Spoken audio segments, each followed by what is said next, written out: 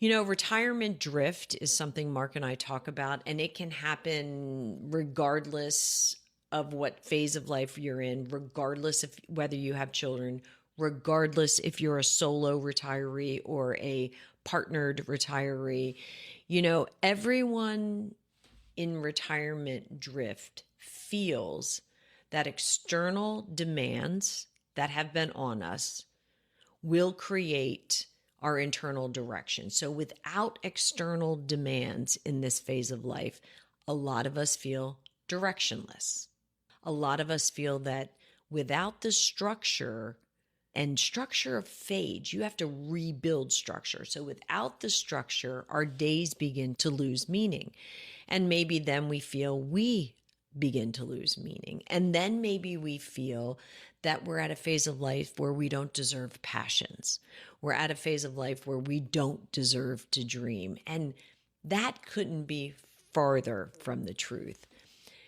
Isolation increases in this phase of life if you allow it. And I want to make sure that I'm really clear and direct that isolation is your choice. There are always places that you can get involved in. There are always causes you can get involved in.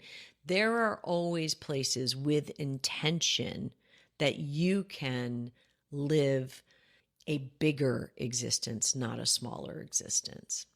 And the final thing that I have on this before I get to questions is, this idea of discovery years may be the first chapter in your life that is truly yours, where curiosity plays as much of a role as wisdom, where reinvention is always possible for you, where you can determine how you like your eggs or whether you like eggs at all. And you can declare it, you can own it, you can feel good about it.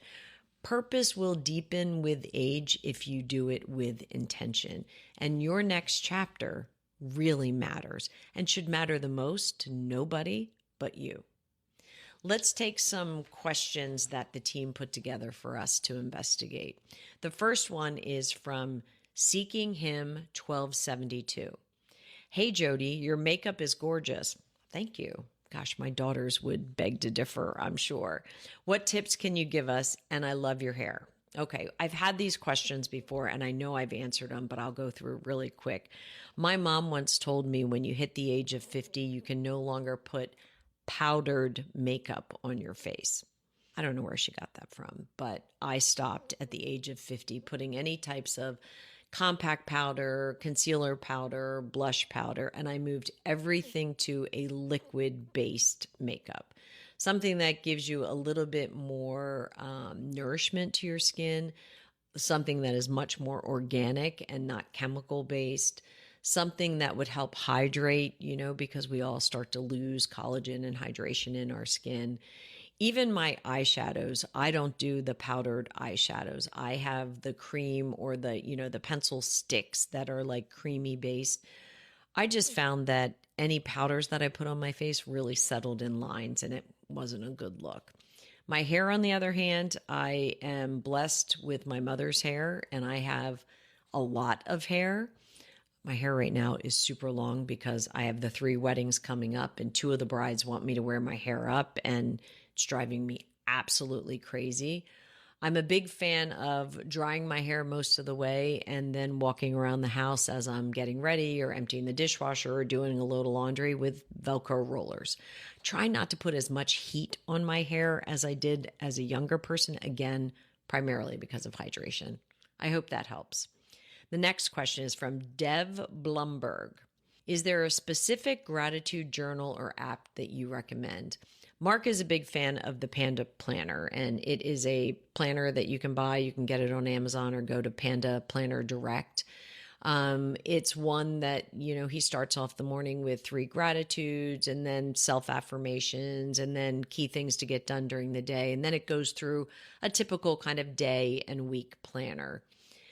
I tend to turn to scripture, and that's where I find my gratitude. I spent 8 weeks focusing on the Sermon on the Mount, Matthew's rendition, the NIV Sermon on the Mount, because It was all the things that, Jesus actually, pulled together in one sermon that helps me determine and work through gratitude. So I tend to move to scripture, less to planner type of things. I would very much like to create a retirement planner, and it's something that Mark and I talk about that will include gratitudes. Hard to include scripture because, everyone is spiritual in a different way, and we both respect that. But we're working on it loosely. If it's something you'd like to see, definitely drop a note below. The next question I have is from Multi Mother 24. Overwhelmed by kids that left their stuff in my home. I know that they're still working or going to school, so they're no help, but I don't know what to do with their things. Well, Multi Mother 24, now's the time to jump into some boundaries. What Mark and I did when we moved and downsized was we moved from one house to the next, and we went through everybody's stuff and things. And by going through it, I mean, it was only, we boxed it all up. We didn't take the liberties to throw any of it out, but if it had your name on it, it was your report card from the second grade, it went into your box. If it was your art project, it went into the box.